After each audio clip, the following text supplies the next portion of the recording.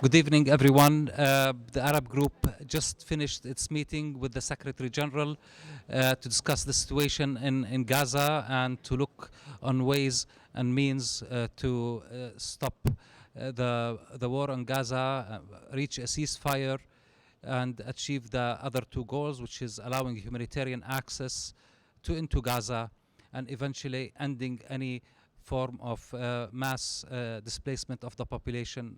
The three goals that the Arab group has set for itself during the upcoming period. It was very useful. It was very frank discussions, and we were going to continue to work with the Secretary General over the next few days and weeks in order to ameliorate the situation and make the three goals achievable in the near future. I now give the Egypt, please go ahead. And to conclude, very much happy with the very level discussion we have had with the Secretary General today.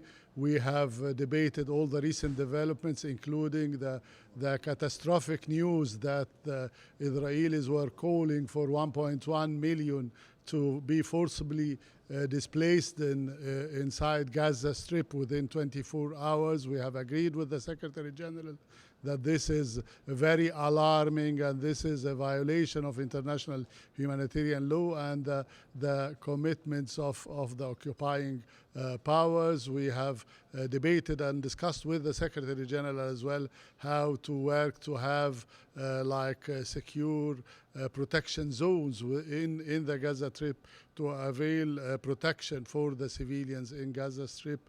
And Egypt is upshouldering. I have exhibited and presented what we are doing as Egyptians to facilitate the access of humanitarian assistance to Gaza Strip once we have the modalities and the agreements, including with the help of the UN Secretariat. This is what I wanted to say in brief.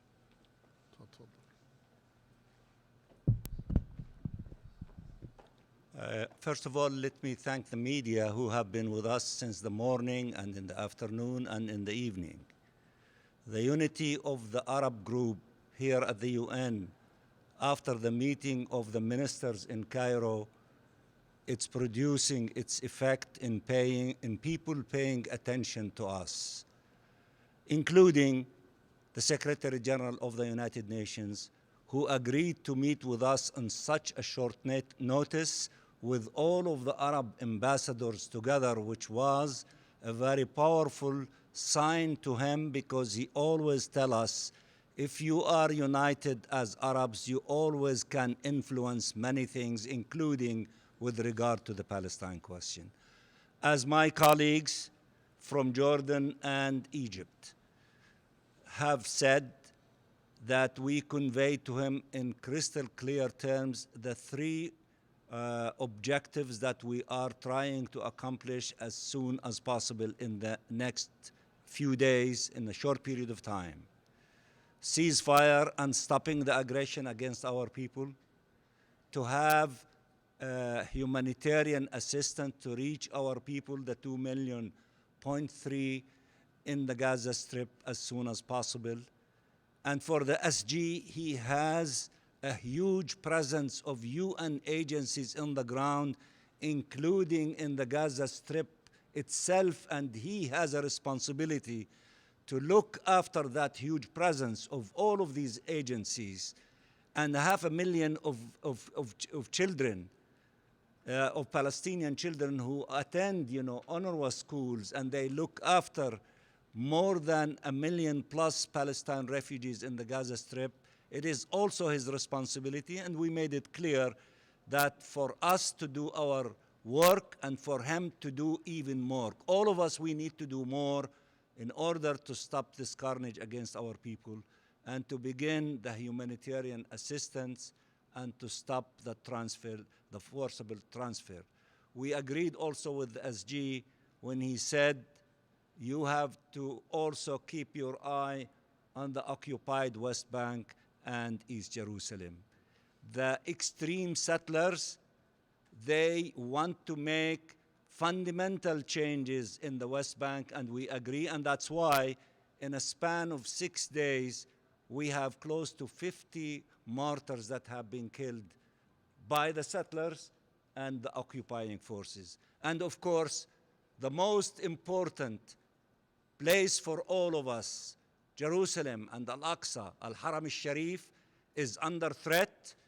And of course, that has to be protected with all of our might, with all of our energies, all of us, because Jerusalem is the capital of the state of Palestine, and Al-Aqsa Mosque and Al-Haram al-Sharif is the heart of the question of Palestine. And all of us, we have to be careful in order to continue the struggle in order to keep the historic status quo and the role of our Jordanian brothers and the Hashemite custodianship in this regard in place, so that no one to mess around with Al-Aqsa Mosque and Al-Haram al-Sharif. We will keep you posted. We might be meeting tomorrow around the Security Council. We will not allow the Security Council to shirk its responsibility. They have a responsibility to shoulder. They have to do it.